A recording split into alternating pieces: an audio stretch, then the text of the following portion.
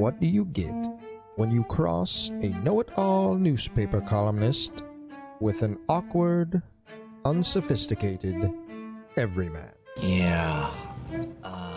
Well, I'm just not sure about that right now.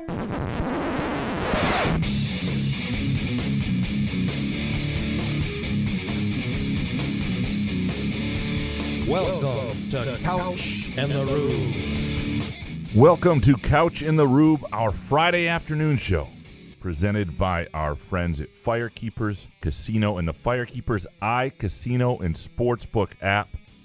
If you're thinking about football, you're thinking about betting some games, download the Firekeepers iCasino and Sportsbook app today. Enjoy the sign-up promo bonuses, the user-friendly features, all that good stuff. Bet the games we're betting with the lines we're using on the Firekeepers iCasino and Sportsbook app. And if you're looking for a football experience in a sportsbook, just swing on down to Firekeepers, to Dacey's Tap Room and Sportsbook in Battle Creek at the Firekeepers Casino. Great way to enjoy the Vegas experience right here in Michigan. Jason, how you doing, brother? It's our core foundation, man. Grit. Go Lions, restore the roar. Iguna Yaba Gita Jared Goff. What's up, buddy? Good to see you. What a night. Yeah, it was great. It was fun. It was, yeah. My question is, how am I going to handle a playoff game? Like, will I get used to some of what's going on throughout the season if the Lions prove to be as good as they are? I just don't know. I mean, last night I was amplified. I couldn't wait. Like, it felt like the hours were going by so slowly yesterday. When they got behind a little bit, and then at one point, you're like, oh, boy, you could just see how a typical Lions game would wind up being a 14. Did you feel that, or do you feel they were always in it? When the referees didn't want to call a false start on number 74 for the Chiefs, who kept false starting, and then they want to call it at the end of the game when it means something. That was when I was like, okay, so we're going to lose this game. We're going to get another apology from the NFL. And by the way, I think we still deserve one because we still won the game. I think they should have scored again, but I mean, we won the game 21-20. And I say we, and I'm going to say we this whole year because I've watched many and many of openers that turned out kind of like that, but at the end, we always get screwed. In the 44 years I've watching this fucking game of the NFL, you know what I mean? It's just like how the referees were being called out on a broadcast. I've never seen that before. And how does Mike Tirico, after they called it out in the broadcast, not say that there's an asterisk next to this game for the Chiefs who got away with that shit? Yeah. Like, I mean, that was kind of a Why? Because statement Travis for him. Kelce and Chris Jones weren't playing? Bullshit statement. This is first of all, this is the NFL. Injuries are part of it. This is why I always say I wouldn't use my starting defensive backs till week 10 because none of them are going to be around for the playoffs. That's the one thing you have to remember. This Lions team will have 4 of these starters left for the playoffs. That's the way the NFL works. But so injuries are part of it. Contract disputes are part of it. It's all part of managing the salary cap. You have the roster. You have that comment by Tirico about it having an asterisk for the Lions pissed me off a little bit. That shouldn't piss you off.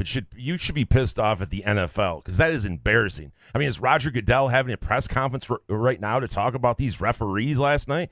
I mean, that does impact the game. I know that, a lot of people on Twitter last night and some of these Lions writers, I absolutely want to jump through my phone and fucking backhand them because one guy was trying to tell me that, listen, it's not going to be called. Like, so wait a minute. The guy has an advantage over Hutchinson by a second. Well, the other offensive linemen were they were moving after I'm like, no, it's a false start in any fucking football game I've ever seen in my life. All right, why are we calling it? We're going to get into that in a minute with our Groovy Donut Twitter questions. There are some false start questions. There's a lot of Lions stuff. It's going to be a fun Lions show. Man. Grit. And how about that man with big giant balls to go for it, fake punt it to kickstart the game off? Brian, oh my God, the defensive touchdown. I'm sitting there, I'm like, we need a defensive stop, boys. Come on. And next thing you know, Brian Branch runs it to the fucking house. It was amazing.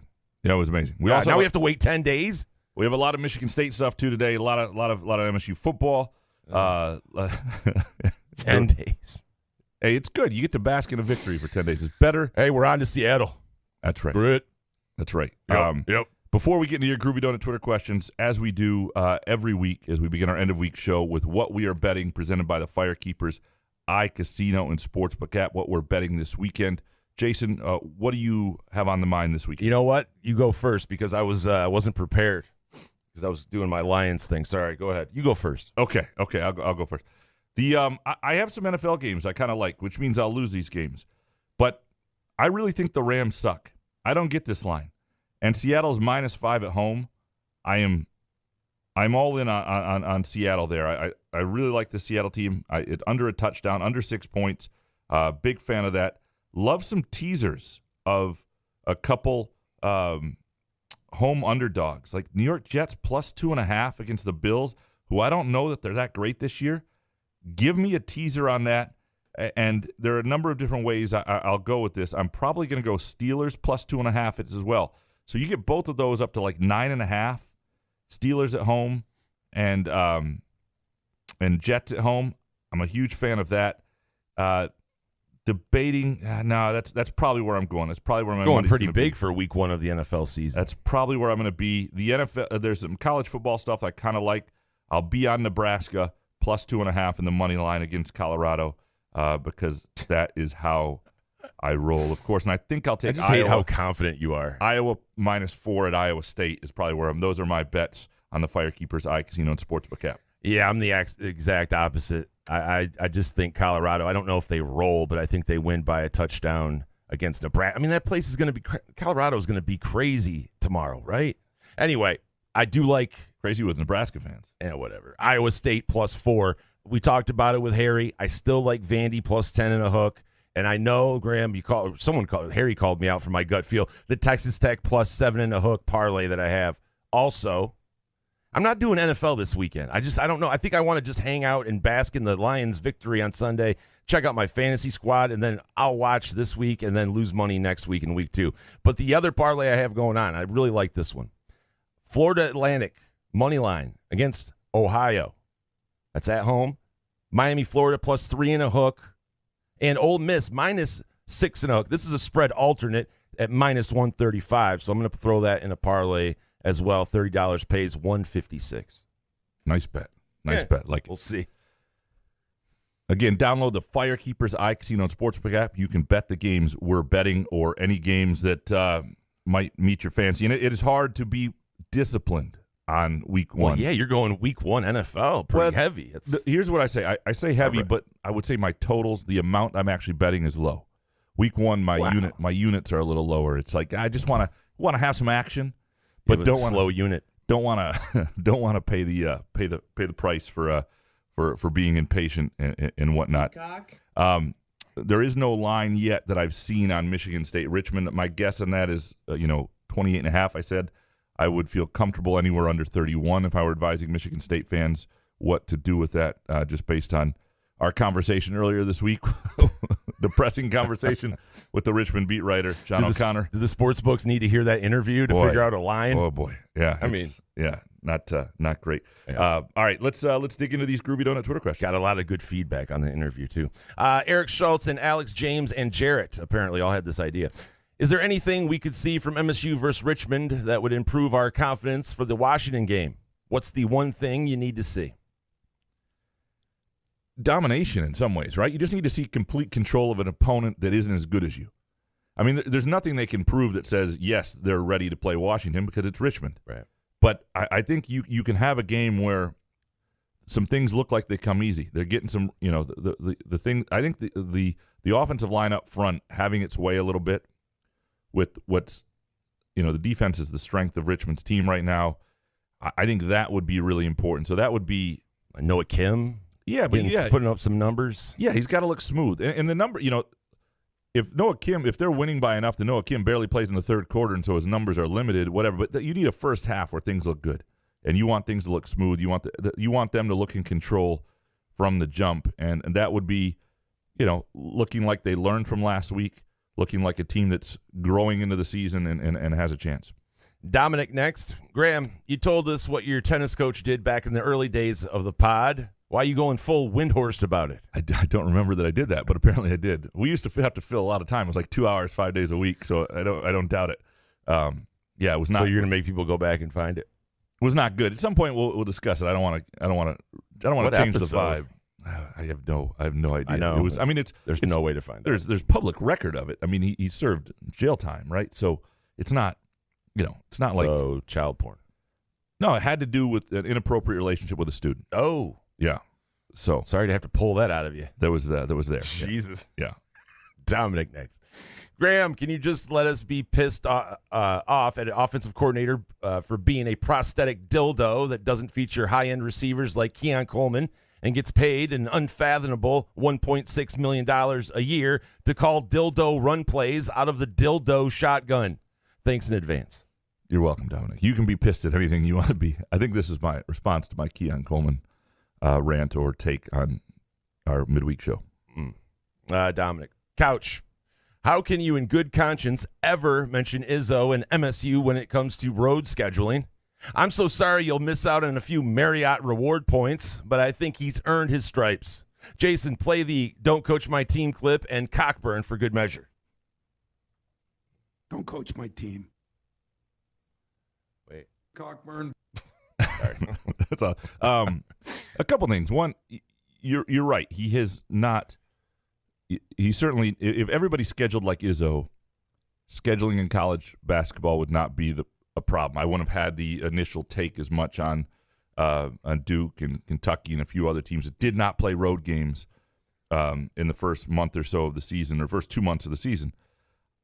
You are also, however, when you are Michigan State or any program like that, in control of your schedule much more so than a lot of places. Scheduling is still hard, but there is a mid-major that would take you. You could go, I guarantee you could go play a Bowling Green, a Western Michigan, a Central Michigan, a Detroit on the road. They would take you, and they would make that date work. I'm just saying it is possible to play a true road game. You're in control of things much more. You should do it. Last one from Dominic. Did you know that Wednesday marked the 734th consecutive gambling show that Harry found a way to pick Michigan to cover? I did, and I'll listen to the next 734 too. Love you guys. Appreciate you, Dominic. Does he really pick Michigan all the time? He picks Michigan a fair bit. Plus size softball dad. Am I the asshole for picking the over in the Iowa game last week? Brian Ferentz's job is on the line, and they couldn't score more than 24. The one miss in my 16 parlay. Oh, that's nasty. That's brutal. You're not an asshole. I mean, you would think if there's an ultimatum put on you and they score 2 touchdowns quick, you're dancing. I had a parlay last night that missed because with some adjusted numbers, Jahmyr Gibbs did not get to 19.5 receiving yards. I swear he did. I swear he was 18 and he caught a short 2-yard pass, but the stats say he was stuck at 18. I don't know. I want to check the film there. Yeah, I don't know. False starts. I don't know what happened, but oh my gosh, it was like everything else was there. Yeah, the Brian Ferentz thing is going to be interesting, especially if they need like 40 points in the finale to average. My dream. It's really my dream. It's going to be kind of fun to watch. Yeah, MSU will be the one that helps them do it, right? MSU will give up like 62, and that'll That's not funny. Plus size softball dad. Chances Tyrell Henry and Jerron Glover play 3 years at MSU. They're going to get offers elsewhere. This is going to be the interesting part of college athletics that people are going to hate.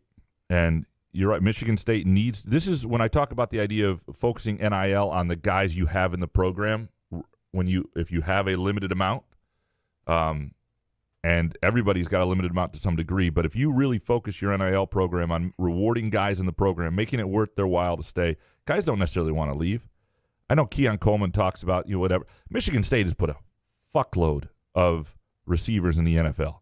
It has at times been very receiver-you-ish, and they've got a great, I think, receiver coach in Courtney Hawkins. He did not need to leave to Florida State.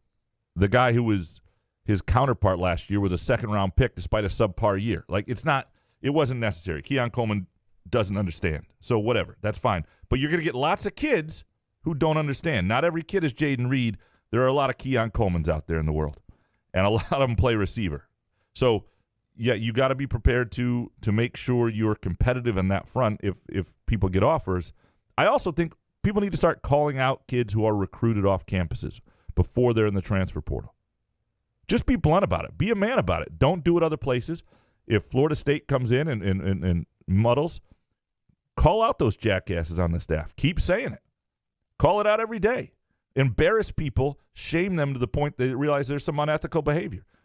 Coaches have to have the balls to do that. They can't complain about it and then be quiet about it. JD next. How am I supposed to come down from this high? Hashtag one pride. Don't, man. You got It's 10 our core days. foundation, man. Grit. I mean, Seattle could do it for you in 10 days, but enjoy So what's what? there. We have 10 days.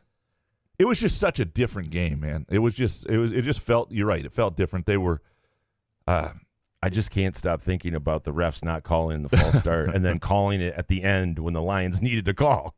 which is great in some ways. Man, JD.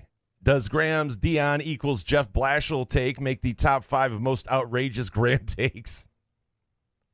I don't think so, but it definitely is one of the funniest. I was not ready for it.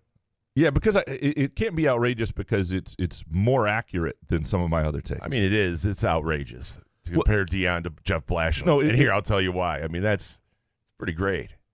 I enjoyed it.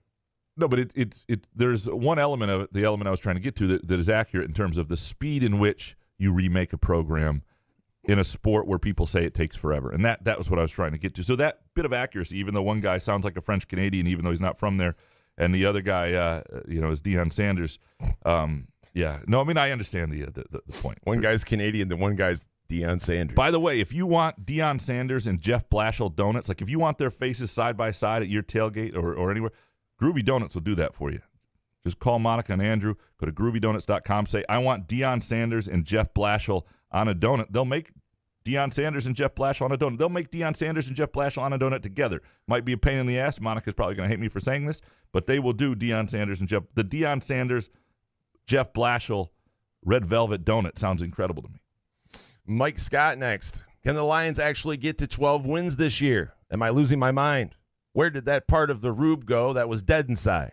Yes, it's 3 questions, but it's really 1 question. It's impressive. Where is the dead inside? I can't be dead inside. There are times, especially last year, I was dead inside. This year so far, I'm good. I'm ready to go. You feel alive. I feel alive. Yeah, no, especially after, like I said, that pick 6 made me feel like this is actually something that could happen here. Yeah. But I still want to just not believe it. It's just, of course, it's being a Lions fan. It's great. No, we're not that far removed from you being dead inside. So, yeah. Steve Beckman. How great was by the way, we didn't answer any of the questions. Could they get to 12 wins? Well, yes. You think so? I don't know. Why not? Yeah. After last night, what am I going to say? I think 11. No, I mean, they did beat what was supposed to be win the toughest game on their schedule, right? The defending Super Bowl champions on the road. Yes, they're missing some guys. Yes, Travis Kelce makes a difference. I'm not saying that, but it's not like the schedule gets tougher. And if they can win that game, they're capable of winning 12. Steve Beckman, how great was your Thursday night after the Lions victory? And from Tyler, how good did Jason Nick sleep on Thursday night after day 1 of the Dan Campbell Fuck You tour? Wow, is that what we're calling it? You sleep well? Oh, I slept so good. Yeah. I got to a level of high. It was just perfect. I just picture you like waking up and like jumping in a song and dance like a musical and coming Let's down the stairs. Let's not get crazy. Still, that alarm clock comes fast. Yeah. No, it's all right. Yeah. It was great. Next one from Steve. What was the worst non-call you saw in the Lions game? And why do we have VAR for offsides in soccer but not false starts in football? This is a great question from Steve because you don't want every time. Like VAR takes a minute. Like you can't check non-calls of I know what VAR constantly. Is, but I'm sure the listeners don't. What is VAR? So VAR is the replay system in soccer that they check offsides on. They check handballs, number of things. Because in soccer, right, you got very few variables in terms of goals scored. You might have 1 goal, 2 goals, 3 goals a game, and whether do you need a replay for what that guy was doing last night? I mean, it's fairly obvious to the naked eye that he was a false starting every time. Yeah, and it seems like, and obviously, if they're just missing it, I guess could you have a challenge to say, hey, check this guy, what he's doing? Dude, what's the guy that does the referee thing who jumps on Macaulay or whatever? I mean, there's a referee ripping on the referees. You never hear that ever. Those guys stick up for each other always. Mark Snyder next. The Lions won despite the Chiefs not having 2 future Hall of Famers playing and the receivers doing their best Malik Carr impression. Should Lions fans be flexing so much after this win? And from Cinemod, do they win that game if Travis Kelce is healthy? We'll never know. We won't. It's unfortunate. Yeah. No, I mean that's the thing, but he wasn't, and that's the game. I mean, You played this game 6 times. I think the Lions would win 5 of them. Well, I mean, who cares? There is the thing that, yes, I know it's the opener. He has not missed games in his career, and so it feels like he's a big part. But 90% of these rosters will be hurt in 3 weeks. I mean, that's the NFL. So it's just we only know the names of like 3 dudes, so we don't realize it. But injuries are part of it. The Lions are – nobody's going to cut the Lions a break when there's a key injury that changes who they are in a couple weeks. But leading up to it, there was so much hype. They just had to win. I don't care, if Mahomes doesn't play, obviously that's a bigger deal. But if those two guys, I mean, the Lions showed up and they won the game. And they won ways they usually don't. They finished drives when they had to. They came up with the turnover when they had to. There were a couple coaching decisions I didn't love, like there was not going for it on 4th down when I thought there should be. And then there was the 4th down they went for, which seemed insane, but it worked. Oh, the Chiefs. Yeah. The 4th and 20 or 25. But the Dan Campbell had one, too, where I thought they should have gone for it and did not. Well, and the play calling on 3rd down was a little suspect.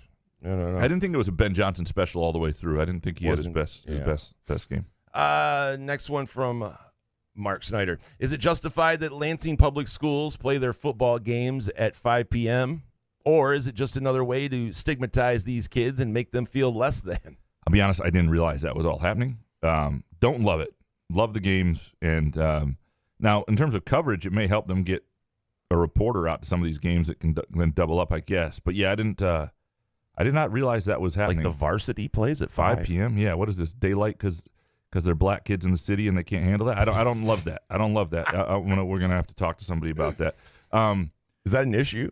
I guess I'm not happy about this. And look, there are moments every don't get me going on Lansing Public Schools. School choice. We'll have a whole rant for like hours, and save it for July. Oh my God, I get so angry at Holt and DeWitt and Okemos. I won't even be able to sit here and my throat's getting tight just thinking about it. By the way, we didn't answer the other part of Mark Snyder's question about should Lions fans be excited. Oh, we did. Yeah. I mean, of course you should be excited. Who the fuck? I mean, they won a game they don't usually win, and we're good with that.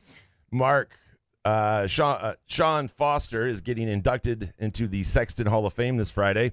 Can we get the long-promised "Where Is He Now" article soon? Yeah, I'd like to do a piece on him. I don't know if Sean Foster's an in-season Michigan State article, but maybe next summer, next spring, he's definitely one that should be done. And for people who don't know, he played at Michigan State in the 98 through 2000. Didn't really finish it, but was an unbelievable big-time recruit from Lansing Sexton, recruited by Saban, running back. Never had great wiggle in his hips. Unbelievable straight-line speed. Great running back at Sexton, but didn't quite have it at that position at MSU. Matt C. next. What's your core foundation, man? Oops. Peacock. Oh, wrong one. It's our core foundation, man. Grit. Would you say your actual core foundation is grit? Probably not. No. Yeah, I'm right. far from grit. Yeah, right. I wake up and want no grit in my life ever. I'm 44. Matt C., when was the last time the Lions made a defensive stand and ran the ball 3 times to ice a game? I honestly can't remember. I feel like last year at the end they had some games where they were playing really well, and this is what's really cool about this in some ways for the Lions. It's a bit of a carryover from the end of last season, and that doesn't often happen year to year. Like there were some games that, just go to that Packers game at the end of last year. There were some really good moments and really promising signs. You just don't know if something's going to actually carry over. The Bears game at home that we went to was unbelievable. Yeah, so there were signs of it coming, but yeah, to have it start at the beginning of the year when now be 1-0, to have the whole world having seen it too, I think is after. The other thing is they were a heavily hyped team all off season, and a lot of times teams don't live up to the hype, and they didn't even live up to the hype to the way a lot of people thought. Like the offense wasn't brilliant; it was okay. The defense was good enough, and that was what people. Defense was I thought was really good, but we got to pump. The season's long, and I don't know. Yeah, Jahmyr Gibbs is going to miss 6 weeks starting week 4 for an injury. Sorry, I'm depressing with these NFL injuries. You just make up an injury. I just think they need to have 90 guys on the roster, and I wouldn't play any of my starters till week 10. Nestle's Quick Hotel. How many Super Bowls in a row will the Lions make? Let's start with 1. I think 7. 7. It sounds like a good number. Nestle's Quick Hotel. What's the over-under on days before the NFL admits the refs missed 37 false starts? Yeah, well, they do that thing where they admit, I don't know. We deserve an apology just for having to go through that, even though we won the game. Come on. Nestle's Quick Hotel and Spartan Johnny. Where does this Lions win rank on your list of top Lions wins in your lifetime? And from Cracker Sofa, was this win against Kansas City, per Mike Tirico, the biggest win this millennia for the Lions? Where does it rank for you? Honestly, the Bears, we just talked about it. The Bears game that Teresa and I went to last year, you could tell things were turning. And then the Packers game where you beat Aaron Rodgers and got over that hump, and then that turned into all of the offseason hype. So I would pick one of those two games. I guess I would go Packers because you slay the dragon with Aaron Rodgers, and that starts to turn. Believe me, the win last night was awesome, but I just think when it turned the corner last season and then all that hype led into this year. So I would say the Packers game. It's certainly been a while. When you start talking about lifetime, I mean, I have very vivid memories of the Dallas playoff win in '91 as a kid and how I felt then, and that was pretty damn cool. Because the other thing is, years ago, when you're a kid, you feel things different, right? You know, it's pretty awesome. And like you got, especially when you're 15, you feel things. Yeah, you feel a lot of things when you're 15.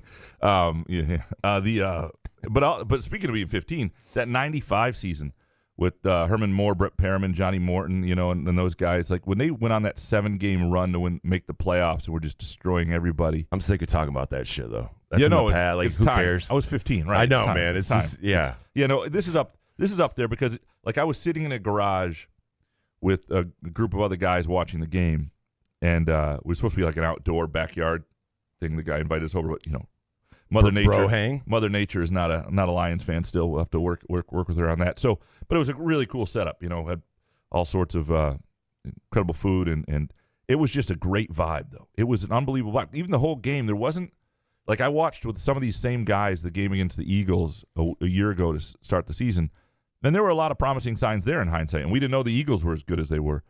But this just felt there was this game lacked the usual frustrations. And everybody left there I've never seen a group of guys leave a gathering to watch the Lions in that kind of mood. And that was pretty cool. Because it usually ends in a loss. And now that you win that game, you're just kind of like, wow. By the way, kind of real now. If you are going to have people over to watch the Lions, which seems like a lot better thing to do, make Groovy Donuts part of your gathering or your tailgate or your weekend by yourself. Fall flavors now available. Pumpkin spice, apple cider.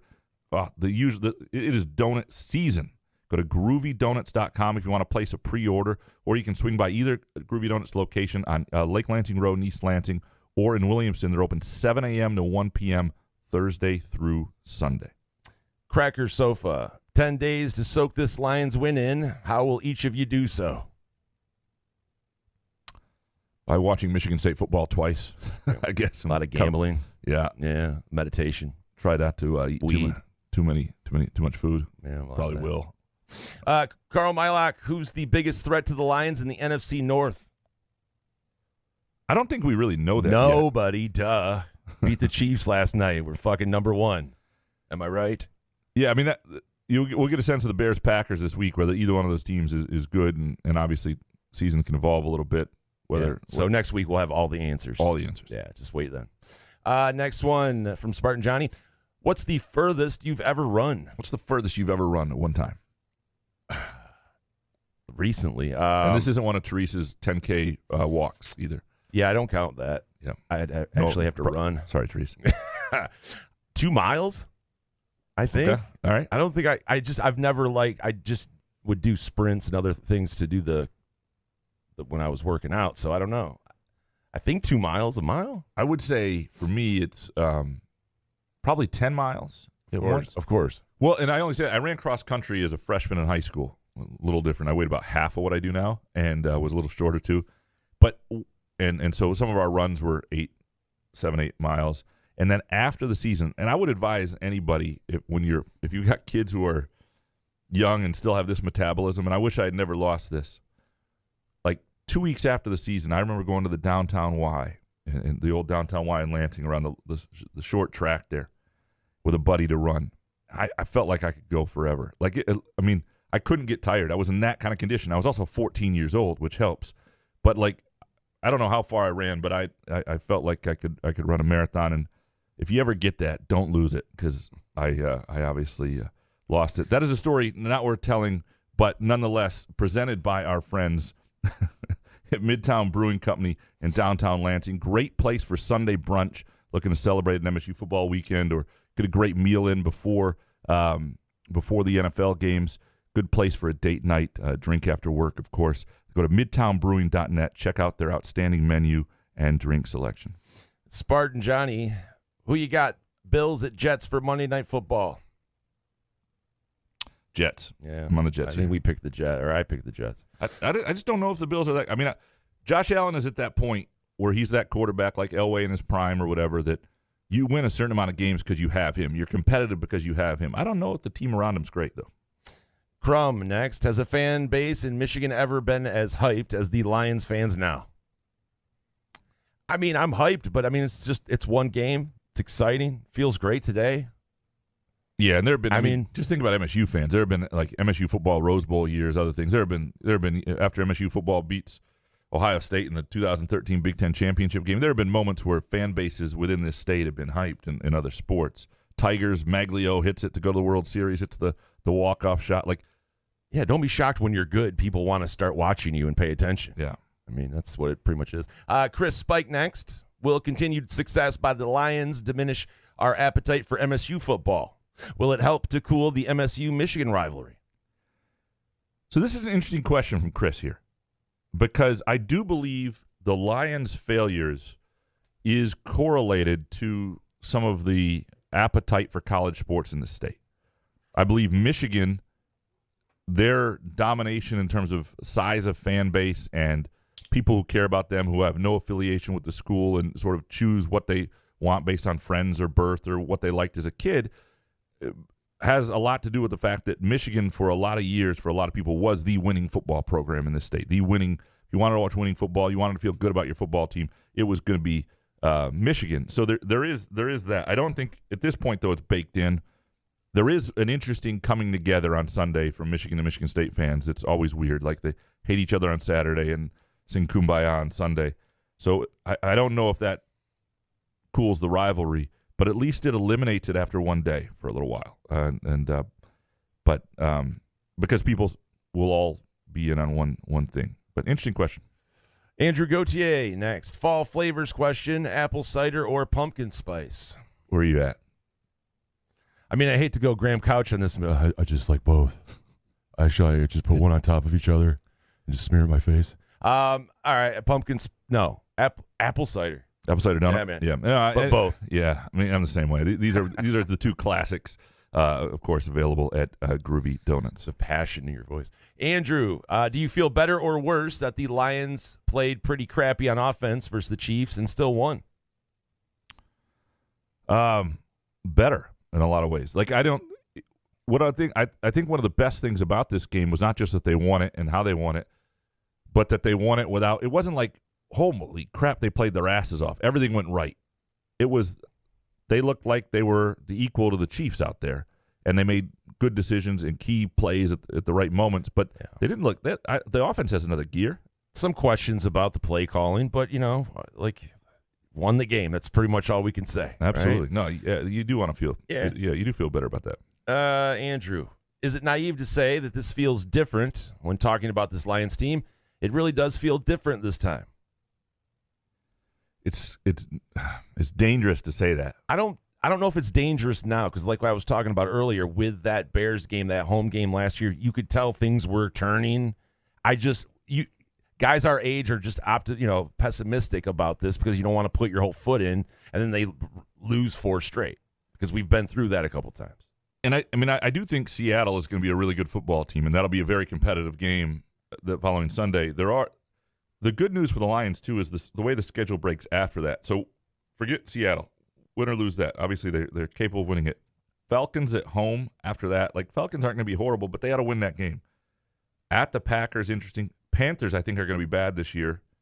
At the Buccaneers, going to be bad this year before you go to the Ravens. I mean, there's a real chance, even if things don't break entirely right, say they split with the Seahawks and Packers, you can see a real good path to 6-1 when you start looking. Okay, we got to get ahead of ourselves. Sorry. Jared Goff. Next one from Andrew. Should fans bring earplugs to Ford Field next Sunday? I have a feeling it's going to be incredibly loud in that building.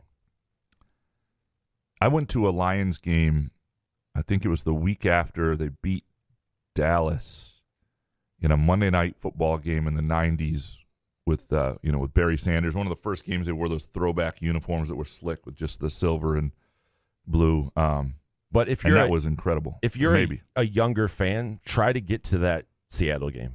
I'm telling you. Yeah. It's an amazing feeling. When Ford Field is rocking, it's unbelievable. Yeah. Next one from Andrew. Might the Lions be the biggest sports story in Michigan and perhaps the nation this year? And don't say anything about a jinx. I don't believe in that shit. I mean, if the Lions win the Super Bowl, that would give them a chance to be up there. But biggest sports story in Michigan for sure. I mean, that's just a Deion then Lions. But you're not in Michigan though. And nationally, nationally, yeah. In Michigan, absolutely, they're the hands down. It's not even close, and it wasn't even going into this. Just from if you talking to some of the Detroit Free Press writers, like just from a metric standpoint in terms of how much people are reading, the appetite for Lions coverage is just blowing everything else out of the water for sure. Max Spade next. I'd like your opinion on a 16-team college football playoff with automatic berths for conference champions from any league who finish in the top 25. I don't hate it. I prefer 12, but I don't hate 16 teams as you get away from the bowls and more opportunities. What I don't love about it is in a seeded tournament, I would want the conference champions to something would have to come out of that. Like you win a conference championship, you get the home game in the first round, even if you're a lower team, smaller team. Well, that would be really cool for some of these places. The reason I say that is one of the things I like about the 12 is if you are in the American or Mountain West or Mid-American Conference and you're the team or one of the teams from a non-Power 5 that gets into the playoff, that first game for you as a 12 seed is going to be against the 5 seed instead of the 1. Because every year there are a couple games where that would get really ugly. Georgia against Western Michigan, not so good. There's no need to see that game. We're about to see that game this week. Ball State. I have a buddy who has a cousin on Ball State's team. They're at Georgia this week. Going to be massively ugly. Don't need that game. Even the best version of those teams. But by the time you get to number 5, that's usually a game that's a little more manageable, a little more competitive. So I like the 12 structure, but I don't hate the 16-team playoff idea. David Jackson next. When thinking about the wide receiver room a year ago, wouldn't you say that in 2023, MSU is much stronger, in a much stronger position than we were last year whenever Jaden Reed was injured or slowed by injury? Absolutely. I mean, if they had this group last year, they would have been able to withstand it a little better, and timing is everything on that stuff. And even Keon, who was good, wasn't ready. Like, think about that. He wasn't ready to be the guy yet. Everybody's talking about how they screwed up with Keon Coleman.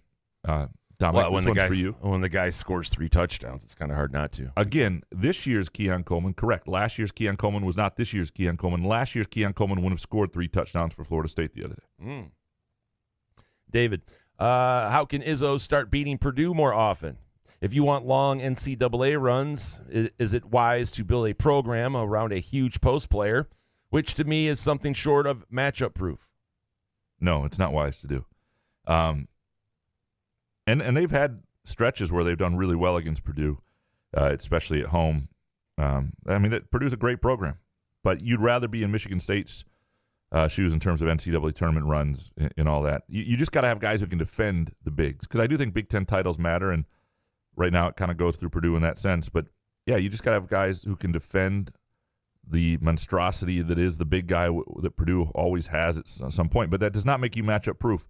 And if you don't have shooters around that guy, I mean, we saw it with Purdue last year. It's just not the way to a long NCAA tournament run. Alex James next. You've just reclined your chair and closed your eyes to get some rest on an 8-hour flight when suddenly you are jarred awake by a man screaming and running down the aisle, spraying liquid sewage all over the plane.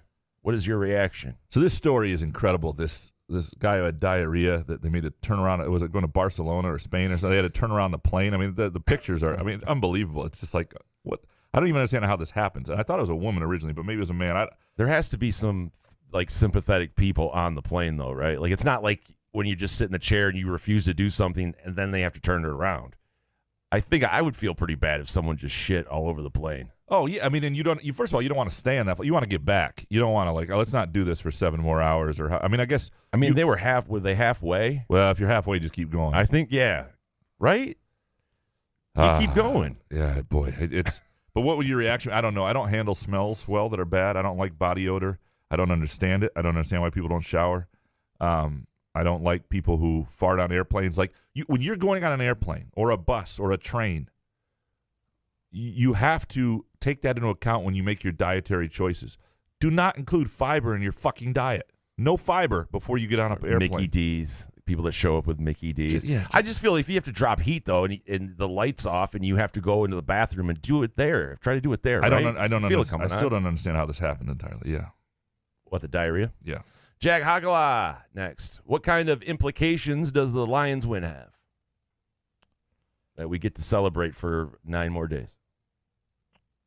Yeah, I mean that's the but I also think I don't know in a sport where seeding and the winning divisions and all that stuff comes down to really small margins often. And the other thing is the Lions will have a game they'll lose that'll piss everybody off. They'll have a game where they're limited by injury.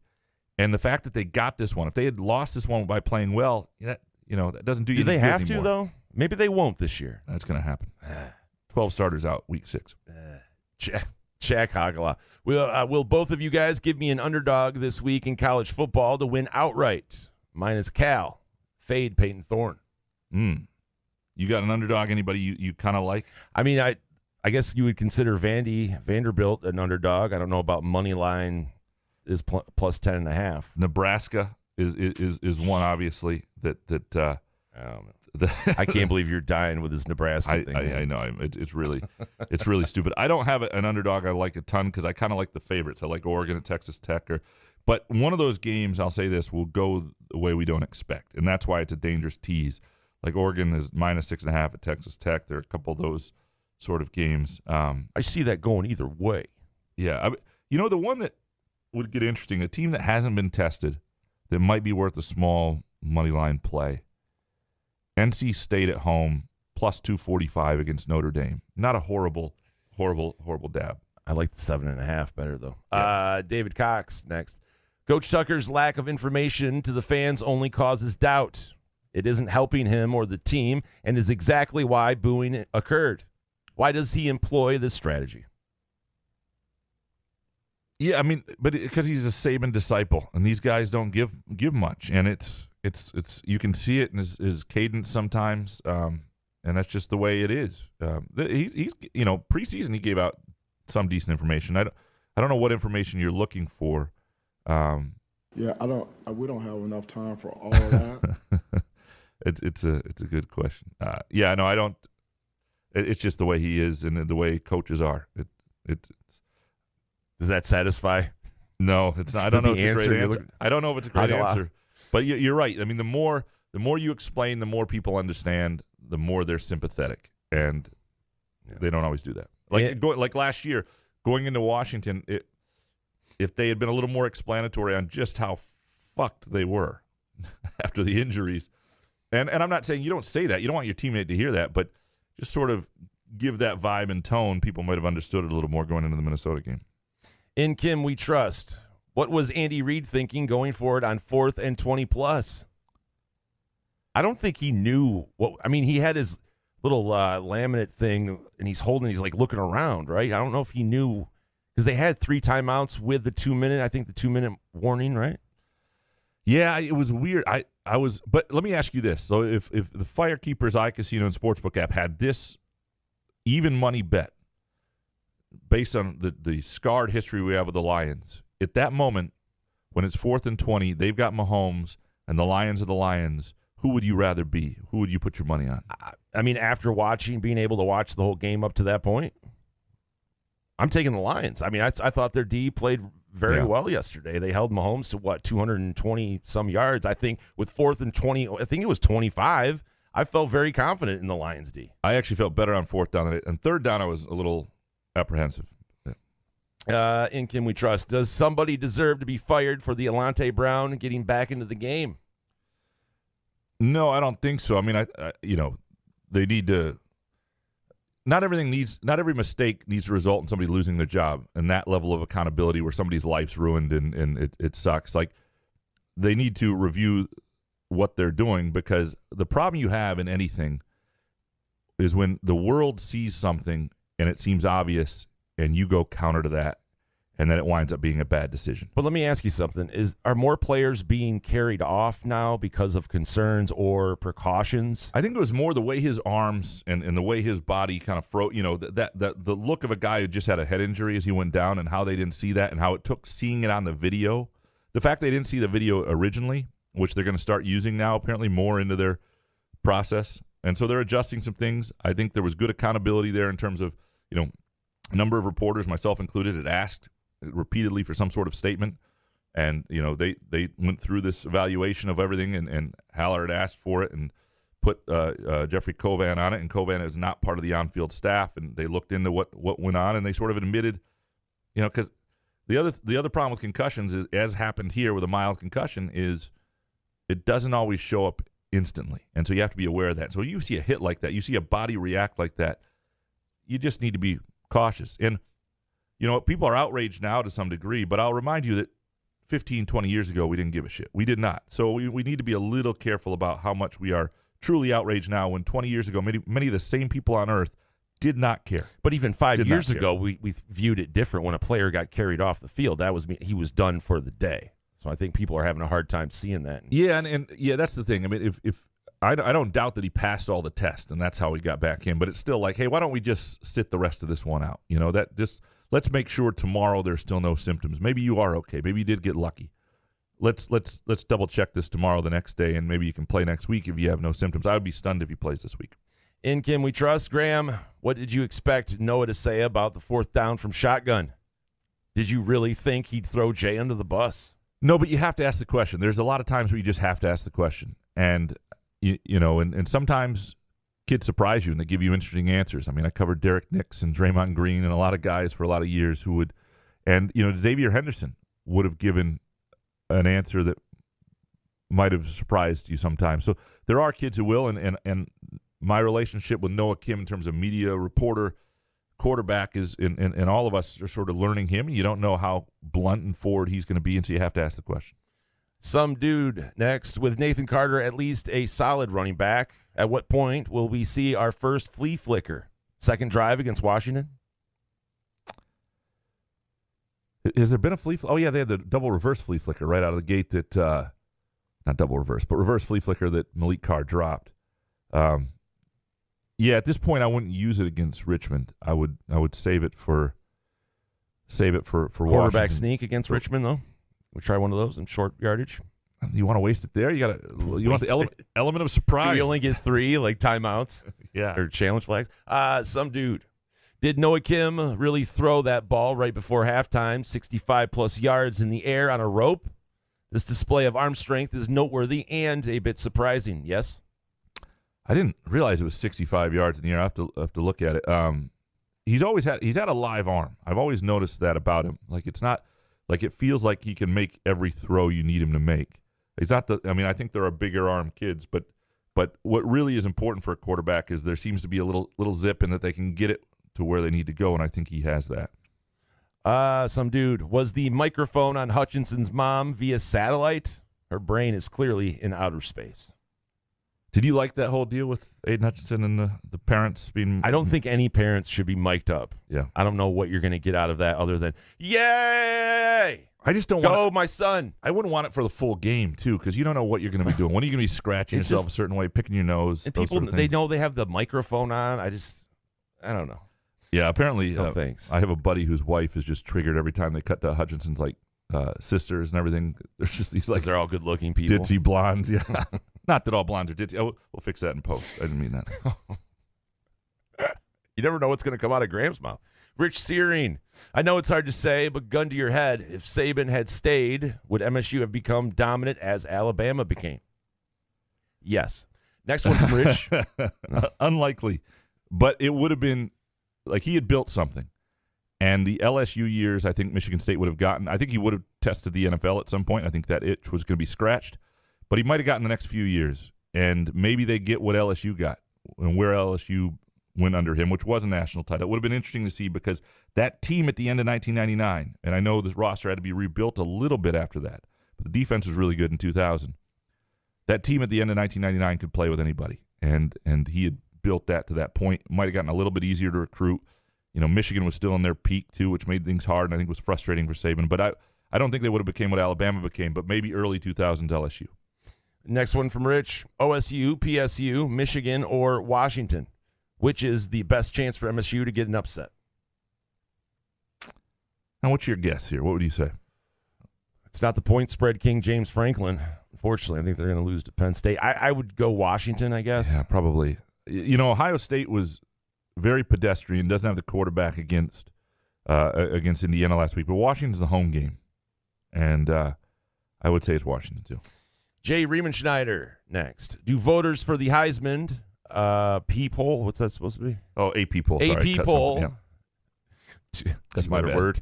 AP poll or any other vote in college sports get paid to do it, or is it supposed to be considered a privilege? I don't know if it's a privilege, but it's not you don't get paid for it. None of that stuff. You get to put it on your Twitter bio. Yeah, and if you put it on your Twitter bio, X. you're a chode. No, I'm just kidding. I didn't fix that in post. God, I'm saying weird. It must be chode. Yeah, that's the wrong bad word. I just don't. I just don't find the Heisman ballot that. I don't know. I don't know. The Heisman annoys me. I am a Heisman voter. I used to be an AP poll voter, but I'm not a. This is a bad answer. After all of that, I am a Heisman voter. Yeah, it's complete shit. I just think it's just not that prestigious. It's cool, but it's not like it shouldn't define you. What you put on your Twitter bio, it says a lot about what defines you a little bit, I guess. Some people like that, I guess. Like having a vote. Jay, what would MSU fans' stance be if they lost 8 out of 10 games to Michigan, but MSU won 4 Big Ten titles in a 10-year time frame? I know a lot would depend on what else Michigan does outside that game. Yeah, I mean, people would be frustrated, but also happy. It would be a weird dynamic to win 4 Big Ten titles in 10 years, but lose 8 out of 10 to Michigan, because it's almost hard to do that.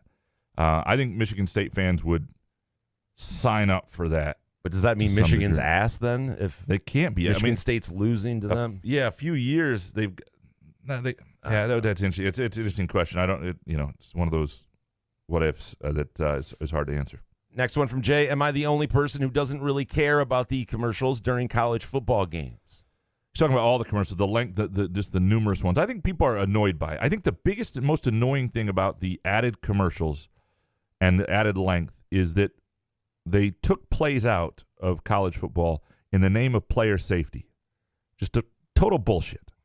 And it's actually less opportunity for some kids. It took away football from fans. It completely unnecessary. Under the guys then, though, but it would also shorten games and help. They didn't shorten games at all. They just added to their inventory, and you get less football for the overall package. I understand some people it doesn't bother. It bothers the hell out of me. But a lot of people are saying they're being at a game with the commercial breaks are just endless. Like at home, I didn't notice because I'm stoned. Yeah. At the time, so I'm just like, the game's back on. Sweet. It's a mistake. I'll be interested to see if they at any point realize that and rectify it. I don't know that they will, but it's a mistake in terms of growing the sport. All right. Next one from Jay Graham. Could you do Jason's job of producing the show? All that it entails. I could not. I mean, there are only about 12 people in the world who can do what Jason does, and we're fortunate to have him here. You could figure it out. Ryan Schultz. Graham, if a listener were to correctly state the reason for the Max Bullough suspension as a hot take, would you actually confirm this on air? I would do it in code, and you'd have to figure out the code. But yes. And by the way, to Jay's last question, I did take a control board operations class in college. I did some radio stuff. I was pretty smooth at my height at my times. The problem is a lot of the technology has changed. Ryan Schultz next. For Jason, does anyone in your life other than Harry Gagnon call you Jay? If so, who? Are we 100% sure that Harry knows your name is Jason? My mother and my dad called me Jay. Yeah, a lot of people call me Jay. My sisters call me JJ. I think he knows it's Jay. We have enough interaction with Harry off air offline, so to speak. And I saw Harry at the Bruce Springsteen concert from like 100 feet away. And So that was the closest we've seen each other in person. And he called you Ted then. So I don't know. We'll have to figure that out. All right. Next one from Ryan Graham. If a list, oh shit, scroll down. Spartan 18770. Does this Lions victory cement Jared Goff getting a large, lengthy contract with the Lions, thus ending the dream of J.J. McCarthy being drafted by the Lions? No. And I think the Lions are smart enough to let this all play out and make sure. Like I don't want them to do it until we see playoff Jared Goff. To be honest, It's one game. I want to see Jared Goff win playoff games before that's done. Yeah. Spartan, with Goff as a lock as Lions quarterback for the foreseeable future, will they draft Peyton Thorne in the 7th round next year? Wouldn't that be interesting if all of a sudden Peyton Thorne was like the quarterback of the Lions and all the people, Michigan State people who had turned on him had. It's unlikely to happen. It's a Hallmark movie ready to be made there. I don't think he's an NFL guy based on what we've seen. Last one from Spartan. What is more likely, MSU losing to Washington by 28 points or MSU winning by 14? Yeah, it's an interesting question because I don't think they're going to lose big like that. And 14 just takes a couple things to. I would say MSU winning by 14, and that may sound weird, but it just doesn't take much for. As somebody who once saw Michigan State up 42-3 on Notre Dame at halftime, like you've seen how games can unravel, and it's very rare. And we've seen a few times where Michigan State's been blown out at home. So I'm not saying it's not going to happen, but you could have a close game where MSU's up 7 and there's a pick 6 or whatever sort of thing. So I would say the 14, but that's close. Rye Dog next. How much does it hurt MSU's preparation for UW and Michael Penix that the two schools they've played have quarterbacks who can't throw the football? Yeah, it's not helpful, actually. I think they would be better because Richmond wasn't going to threaten them anyway that much. If they were facing a little bit more of an apt passing attack and just something to deal with, I do think that would help because what they're going to face next week is going to be different. Now, you can do that in your own scouting report. Michigan State will have Sam Levitt, who's got a live arm and can throw it around, and they'll do that in scouting, and they'll try to create the Michael Penix experience maybe more than they've seen. But, yeah, it would be helpful if they had faced a better quarterback. Graham Carpenter next. What's your adjusted win total for the Lions after the win against the Chiefs? So I think it was 9.5 was the over-under. I would, if I were Vegas and I was setting it, because that was a game you didn't expect them to win, right? You put it at 10.5. What do you say? Yeah, and I loved it at 9.5, but 10.5. Would you take 10.5 right now? Of course I would. Yeah, you're all in. God damn it. Next one from Graham Carpenter. Do you think the Lions should have added Hopkins to the team? No, don't mess with anything. Don't mess with anything. If Brad Holmes doesn't want him, I don't know. Yeah. I'm fine with it. All right. Graham Carpenter, can Groovy Donuts make me a grit donut? So there are a lot of donuts that sound good. I don't know that something named grit is a donut sounds all that good. It doesn't sound appetizing. It sounds like stones or something. What about meatloaf? I mean, you eat that. I would have a meatloaf. Sounds terrible. I would love a meatloaf donut. Groovy Donuts could make it happen. Sparty Ben. Why didn't Ben Johnson give Jahmyr Gibbs the ball more? He's a stud. Yeah, at least one more throw, which I thought he had for at least 1.5 more yards to help me out on that parlay. I think, look, you don't want to use him any more than you have to, but he does look like, I mean, he's a difference maker when he's on the field. You could see that, and I'm pretty excited to watch him. I don't think it was Ben Johnson's best game, but I'm not going to criticize a guy who led that offense to beat Kansas City on the road. I think you can be critical at some of the third down calls. I think Yes, it's okay. yes. Yeah. Free the quarterback sneak next. My main Twitter wish for every week is now my Twitter name until Jay Johnson actually calls a quarterback sneak. It's like Warner's jet sweep to the short side of the field play call. Does he actually have it in his playbook? It would be good to get a hold of Jay's playbook and realize that he's got he realized he didn't have it empty. in, and he realized he didn't have it in. So he's got this separate taped yellow notepad piece of paper in there that says QB sneak, and it's drawn out differently. Ken Chu, how long till I don't have to mow the lawn anymore? I feel like last year when later than I remember an October mow last year, which sucks, but Which means the weather's still good. yeah, in that sense it's all right. Yeah, it means we haven't had a couple frosts earlier. Mid-October, I guess. I'm at willing. least. I'm willing to do that trade. Yeah. Professor. Jason, what was the total amount of Skyman MGs after the Lions victory? Personal record. No, not after. After was bed. During was a free-for-all. I can't really tell you how many MGs. I didn't take any edibles, but I would say I think I smoked about 4 joints Nice. around that time, yeah. Professor Graham, Russian warheads are headed for Michigan. You get a call from the president. You can only save Marquette, Lansing, or Kalamazoo. Which do you save? Oh, it's Lansing, no question. I mean, I love Marquette would be number 2, Kalamazoo 3 in that order of what I would save, because I feel like I could just live in Marquette forever. But yeah, I'd save You'd Lansing. Save Lansing? Yeah, because I want to see all these. I want to continue to see the online Twitter fights about what downtown Lansing should do to bring MSU students here and all the bullshit we're seeing today. That's a great idea. By the way, there's a lot of shit going on about downtown Lansing and how to save it and do all sorts of things. I do want to point out to people, if you go to like a lot of big cities, you go to London, England, and you go to their financial district after 5 p.m., it's dead. Like downtown don't always have lively nightlife. There are parts of Lansing that do pretty well. The idea that Lansing is some decrepit place that's just different than others, like, fuck off. Yeah, but you really think Michigan State students would want to like live down here on this side? Certain There's programs. the point of going to Michigan State is to be on campus. You can't even spin the shit. I know I can't. That's what I mean. Corey Ostrom next. What do a noted columnist and an esteemed producer do on game day?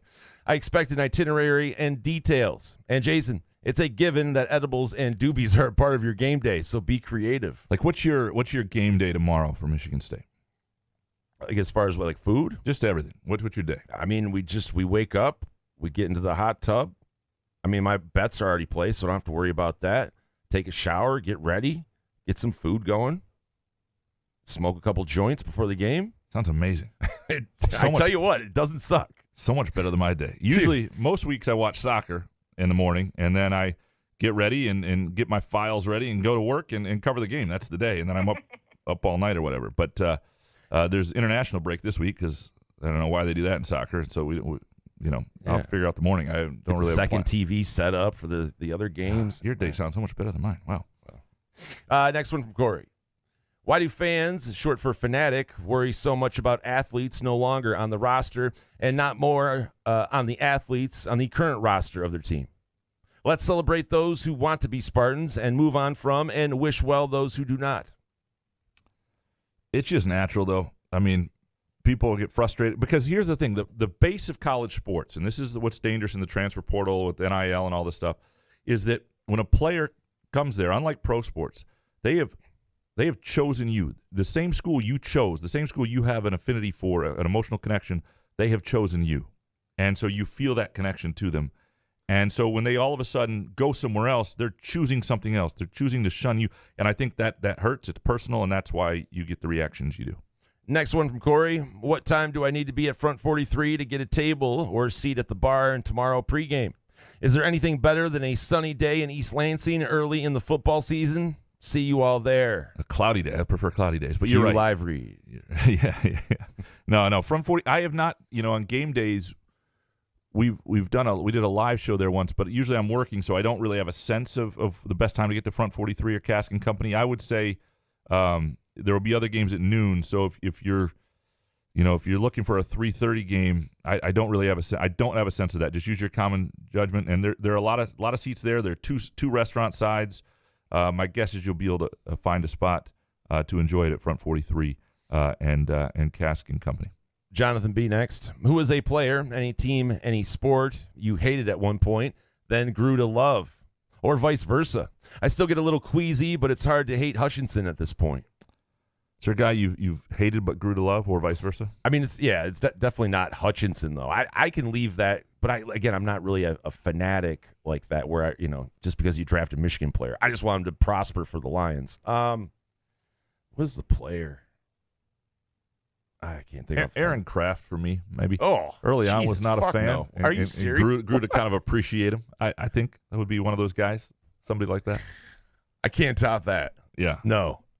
Sports Guy 1919. Was that the biggest game for the Lions in 30 years? I mean, they've been in the playoffs. 30 years takes you back to 93. It's up there. You could say so, yeah. It's up there. That's how sad things are. Sports Guy 1919. What is more frustrating to watch as a football fan, an incapable offense or incapable defense? I think it's an incapable offense. It's just more frustrating. 1,000%. Yeah. So, I mean, obviously, you get a truly dominating defense on the other end. You can deal with it a little more, but, like, you'd rather have an offense. Incapable defense, you're like, oh, shit, bend, don't break. Am I right? Yeah. Incapable Offense, you're like, oh, God, kill me now. Yeah. All right. Sports Guy, 1919. Will we ever get a show with Elizabeth and Treese co-hosting so we can hear all the gossip and stories? It would be a midsummer show. It could happen. You never know. It would be. I'm trying to think if Treese has any stories that she could tell about. I mean, that I haven't told, but we would have to do like the show would. I'm gonna tell you right now what the show would be. The show would be a Twitter question show, be a Groovy Donut Twitter question show, and but the questions would be heavily edited by me and you. We would make sure there weren't like. Well, what fun is that? No one's gonna listen to that shit because you don't want. You're like, scared of your wife. You don't want Alex Sims questions coming up. I don't care about. Okay. I've talked about it ad nauseum. Okay. Neurotic pants. Why not play another Mac school or somewhat interesting mid-major instead of an FCS school? Richmond's tallest player is 5'2". It's a fair point. Yeah, and I don't know when the contract for this was set up or what was originally there. And look, these teams are cheaper. I'll say that than the MAC. Like in terms of what Michigan State's paying Richmond, and I haven't seen the contract, but it's usually about half to get a FCS school in. So you do save money. And often, if you get the right ones, and there are all sorts of levels of this, if Richmond had been better this year, this could have been as competitive as the CMU. How much game. is Richmond getting? I don't know, but my guess is it's in the 700,000 range, where it'd be like 1.5 million for. You couldn't get CMU. a MAC school for that? No, you get it's like 1.5 million. Yeah. Wow. Yeah. All right, Neurotic. Are roughing the passer penalties Marxism as declared by 3-year Letterman? Are they Marxism?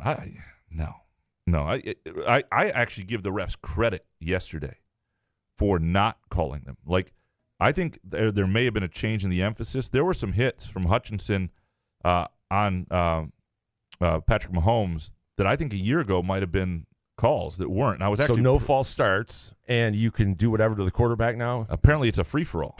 Yeah. But the Lions are 1-0. So yeah. Mr. Neurotic, why do umpires take notes during MLB games?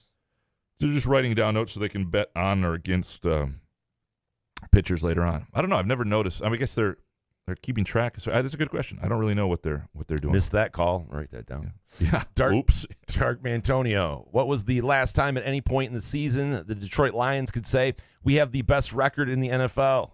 Okay, that was my first and last Lions comment ever. Well, it would have to be a year that they – I mean, obviously, if you start 1-0, there's that. But it would have to be a year they started before everybody else. And I don't remember the last time they, if ever, they played on the Thursday night to open the season. And then had they won the game. So maybe never. Dark Mantonio, welcome to Wrexham or Ted Lasso. I wouldn't watch either of them, but I know you love soccer. Love yourself some soccer. I mean, very different. One is a documentary that's really cool. Ryan Reynolds and McElhaney from It's Always Sunny in Philadelphia, and really good. I mean, it's really good. It's a good story about, and they're in the same division as my dad's old team, Torquay United, so I had some interest there in their quest to move up. Ted Lasso, though, the first season, I think the last season especially, I really like Ted Lasso, and I would recommend Ted Lasso first. And I don't think you need to love soccer. You don't need to love soccer for each, but Ted Lasso especially is less soccer because the coach doesn't even know soccer. Dark Antonio, who had the bigger debut with their new team, Keon or Dion? Both games were in the spotlight. It's Dion 100%. Dion is the talk of the country right now. Keon is the talk of. I mean, he was noticed. You know, it was in the spotlight, but Dion by a mile. Scott Kalka, who says Keon reposted this. Lots of talk on here about Keon from people who do not know him at all. Read my lips. He did not want to leave MSU. He is a generational talent. He pleaded for changes that never came. Any guess what the changes he wanted were? Thanks. You know, I don't know. Getting inside Keon's head is interesting. I don't think he's a kid who is he's different than Jaden Reed. I think he was more easily influenced, and a kid they always thought could be poached. And that said, I think there were times he was upset with some things but he also wasn't healthy at the end of the year. And he would have been featured a million times over, and he should know that. I'm not saying he does, but he should understand He would have been fine at MSU this year with or without Peyton Thorne. Again, he's in a great spot now, so not going to knock him for it. And he just wasn't the same receiver at the beginning of last year that he was now, and I don't know that he understands that. Gunson legend next. Graham, what will it take to get you to do a show in a Coach Prime 10-gallon cowboy hat? Lions win the division? Blue wall discoveries? I need to see this. Name the bet. We need someone to get us a hat. I would just do it. If you send me a Coach Prime 10-gallon cowboy hat, I love being all hat and no cattle. That's the way I am in life. I am a fraud, if nothing else. So, yes, give me you send me a Coach Prime 10-gallon cowboy hat, no bet. I will just wear it. You're quite the cowboy. Yeah, I'll wear scared of a dead rabbit in their backyard. I'll wear it with a muskox flannel and feel like a man for a couple hours. Gunson legend. Tuck is sweating too much. How much to get him an NIL deal for an umbrella holder? Also, Jason is great at reading. Gunson legend, you get a gift card. Dude, he was sweating down, though. Yeah. I mean, I guess it's hot. These guys all wear pants, even though it's 90 degrees out, and long shirts half the time. I don't know what he was wearing, but yeah, some guys sweat. He's a sweater. I understand that. I'm a sweater. I feel that too. Yeah. Cucker Tarlson, Jason, when Jake Paul has his MMA debut with the PFL, will you be watching? It depends on when it's on. Is it going to be on during football? I don't know. Maybe. Who's he fighting? Next one from Cucker. What do the Lions have to do to keep this up? Please don't stout this. I beg of thee. Stay healthy. I think that's it. I think they're a good team if they're healthy, and so they need their key guys to be healthy as much as they can. I think this is a good football team. Jake Hawkins. How much pressure should be on MSU O-line coach Chris Kapilovic after not so good run blocking last week, especially with 2 failed 4th and 1s? I still think he's a good line coach. There's something about the way he talks, the trust that the other coaches have in him, what they think of him. I think it's taken a little while, longer than he thought, to develop this group. Pressure is, let's see where this all goes. Does he have grit? Yeah. Next one from the Hawk. Do you think the relationship between Malik Carr and tight ends coach Ted Gilmore got further strained from all the drop passes last Friday? Will Gilmore convince Malik to wear gloves?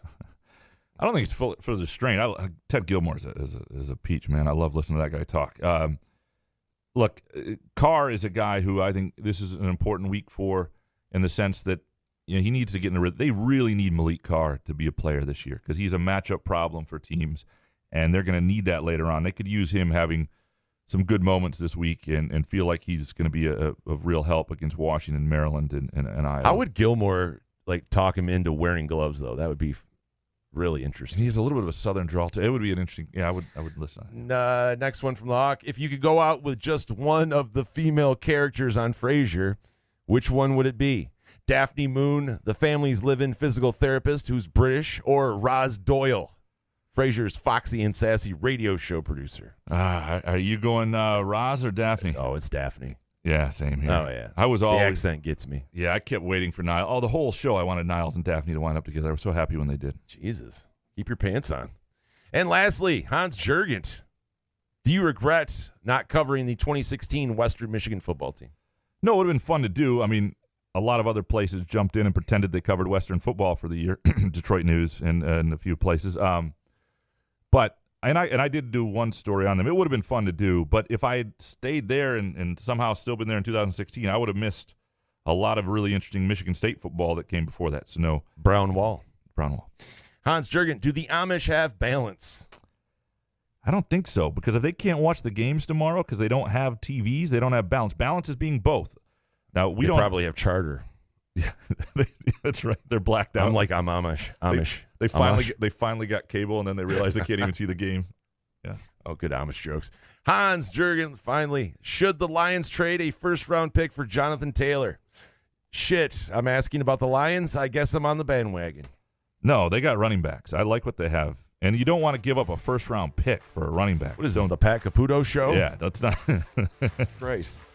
Great stuff. We appreciate all of you producing our show. We hope you have a great weekend. Enjoy the games as always. We'll be back on Sunday night with our Hot Take show.